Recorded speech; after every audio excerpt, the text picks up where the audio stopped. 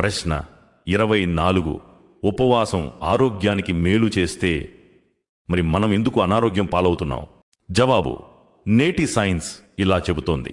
Intermittent fasting ఇన్సులిన్ను మెరుగుపరుస్తుంది, శరీరాన్ని fat burning మోడ్లోకి తెస్తుంది, శరీరాన్ని డీటాక్సిఫై చేస్తుంది, వాపును ఇన్ఫ్లమేషన్ తగ్గిస్తుంది, మెదడు పనితీరును మెరుగుపరుస్తుంది. అంటే ఆధునిక పరిశోధనలు కూడా ఇస్లాం శతాబ్దాల క్రితం ఏదైతే నేర్పిందో అదే చెబుతున్నాయి.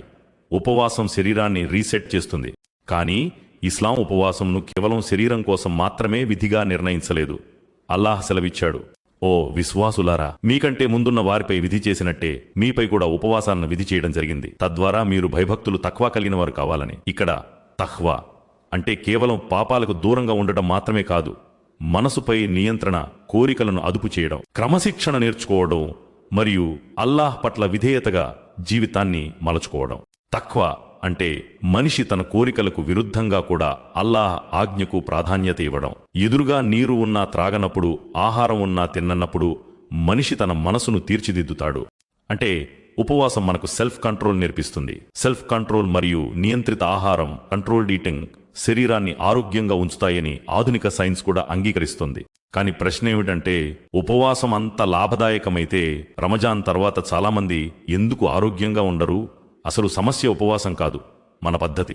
మనం సహర్ మానేస్తాము, కానీ ముహమ్మద్ సల్లల్లాహు అలైహి వసల్లం చెప్పారు, సహర్ చేయండి, ఎందుకంటే సహర్లో బర్కత్ శుభం ఉంది. మనం ఇఫ్తార్ను ఆరాధనలా కాకుండా విందులా మారుస్తాము. 14 గంటల పాటు ఖాళీగా ఉన్న శరీరం డీటాక్స్లో ఉన్నప్పుడు మనం 10 నిమిషాల్లో దానిని వేయించిన పదార్థాలు, స్వీట్లు మరియు కోల్డ్ డ్రింక్స్తో నింపేస్తాము.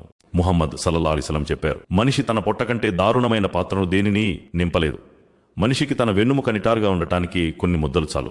మనం నీరు తక్కువ తాగుతాము, నిద్రను పాడు చేసుకుంటాము, ఇఫ్తార్ చేసిన వెంటనే భారీ భోజనం తింటాము మరియు శారీరక శ్రమను తగ్గించేస్తాము. అయితే ముహమ్మద్ సల్లల్లాహు అలైహి వసల్లం పద్ధతి ఏమిటి? ఆయన తాజా ఖర్జూరాలతో ఇఫ్తార్ చేసేవారు. అవి లేకపోతే ఎండిన ఖర్జూరాలతో, అవి కూడా లేకపోతే కొన్ని గుక్కల నీటితో ఇఫ్తార్ చేసేవారు. ఆ తర్వాత నమాజ్, ఆపై మితమైన ఆహారం. అల్లాహ్ కూడా మితంగా ఉండాలనే సూత్రం ఇచ్చాడు. తినండి మరియు త్రాగండి, కానీ అతిగా చేయకండి, వృధా చేయకండి. పరిష్కారం చాలా సులభం. సహర్ తప్పక చేయండి. ఇఫ్తార్ ఖర్జూరం మరియు నీటితో చేయండి. ఆహారంలో మితంగా ఉండండి. నీరు తగినంత తాగండి. ఇఫ్తార్ తర్వాత కొంచెం నడవండి. నిద్రను క్రమబద్ధీకరించుకోండి. ఉపవాసం అంటే కేవలం ఆకలితో ఉండడం కాదు, అది క్రమశిక్షణ, మితంగా ఉండడం మరియు తక్వా నేర్చుకోవడం. గుర్తుంచుకోండి, ఉపవాసం ఆరోగ్యాన్నిస్తుంది, కానీ షరతు ఏమిటంటే మనం దానిని ఖురాన్ మరియు సున్నత్ ప్రకారం పాటించాలి, మన ఇష్టానుసారం కాదు.